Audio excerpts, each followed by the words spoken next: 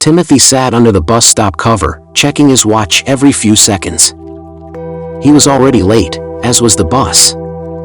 "Pardon me, young man, do you have the time?" Timothy looked up to see an older woman, hunched over and looking particularly sickly. Her hair was gray and knotted. Her face was wrinkled, her eyes carried heavy bags and snot was coming down her nose. Her friendly smile revealed rotting, discolored teeth. Timothy did his best to smile back. "It's a quarter till, ma'am." "A quarter till what?" the woman asked, smiling widely. "Apologies. A quarter till 8. Timothy felt a bit queasy as her breath was not very pleasant. Still, politeness dictated he smile. "Would you like my seat while we wait for the bus?" "It should be here shortly." Timothy stood up from the bench. "Well, yes. That would be lovely. Thank you, dear," the woman said as Timothy helped to the seat. "Young man, I'm going to close my eyes for a minute. Would you mind waking me when the bus arrives?" she asked of Timothy. "Certainly," Timothy replied, "and you can call me Timothy if you'd like." "Timothy. Timothy.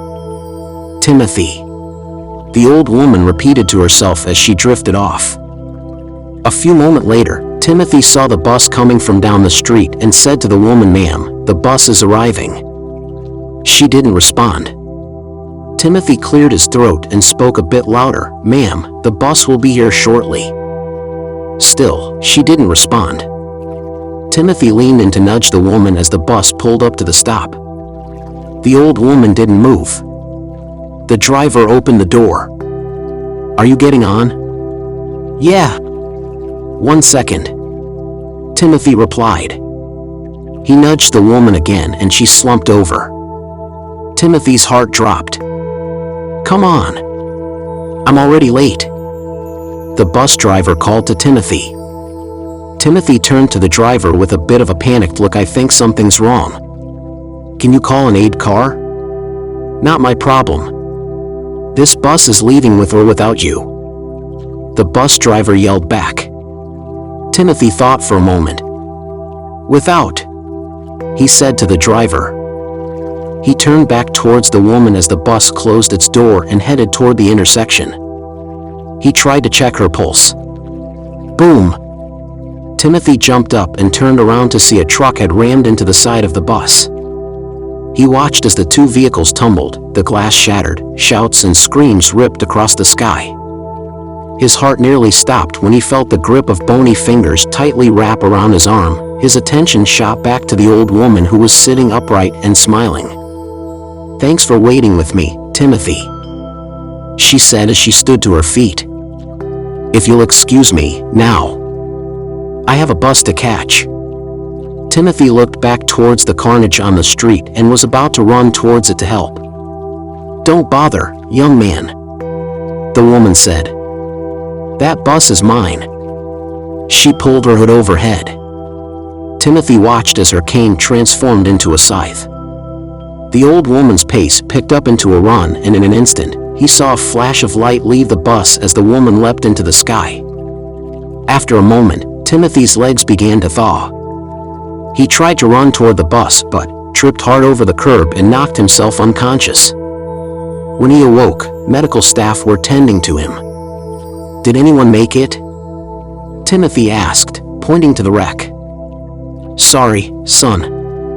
It doesn't look that way," the medic responded.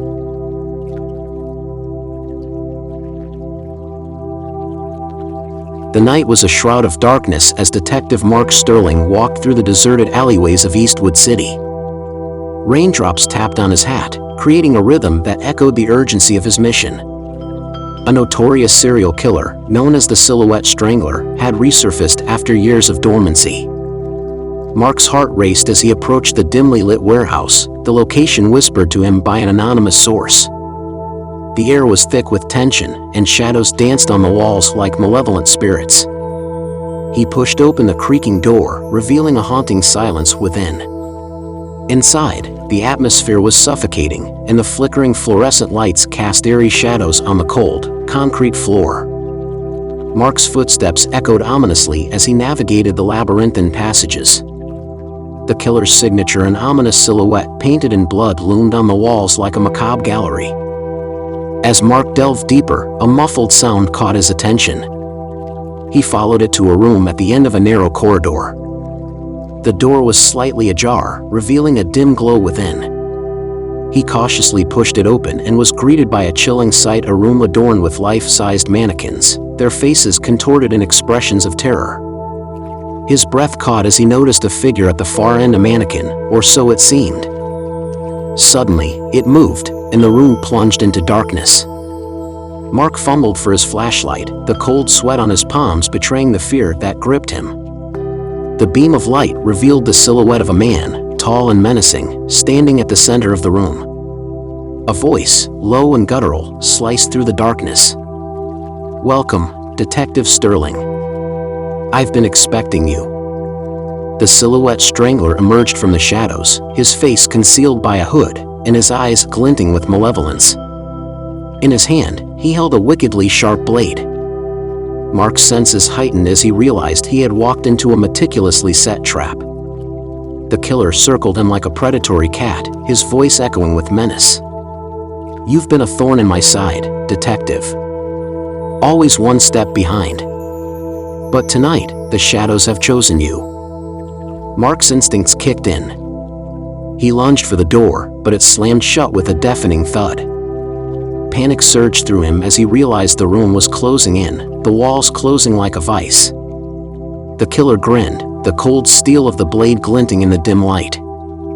"Time to play a little game, Detective. Escape, and you live. Fail, and become part of my gallery." The room seemed to constrict with each passing moment. Mark surveyed his surroundings, desperation clawing at him. His eyes locked onto a ventilation grate near the ceiling. With a burst of adrenaline, he leaped, fingers barely reaching the edges. He pulled himself up just as the walls collided, leaving the mannequins as silent witnesses to the deadly dance. In the air ducts, Mark crawled, the metallic echoes of the killer's laughter haunting his every move. The maze of ducts led him to a network of rooms, each more nightmarish than the last. He stumbled upon a chamber filled with mannequins wearing faces of missing persons as missing persons. A chilling revelation struck him: the strangler had not only taken their lives, but immortalized them in this macabre exhibit. Determination replaced fear as Mark resolved to bring justice to the souls stolen by this sadistic killer. As he pressed on, the air grew colder, the whispers of the victims urging him forward. Finally, Mark found himself in a cavernous room, a makeshift theater adorned with the faces of those he had sworn to protect. The strangler stood on a platform, a puppet master reveling in his grotesque creation. The room echoed with the strangler's voice. "Welcome to my masterpiece, Detective. You can join them or join me. Make your choice."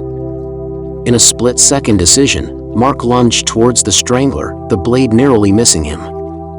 A fierce struggle ensued, each move calculated, and every heartbeat echoing in the cavernous room. The stranglers had fell, revealing a face twisted by madness. Mark wrestled the blade from his assailant, turning the tables in a heartbeat. The strangler, now cornered, whimpered, "You can't stop the shadows, Detective. They'll always find you." With the perpetrator apprehended, Mark surveyed the room, a macabre gallery frozen in time.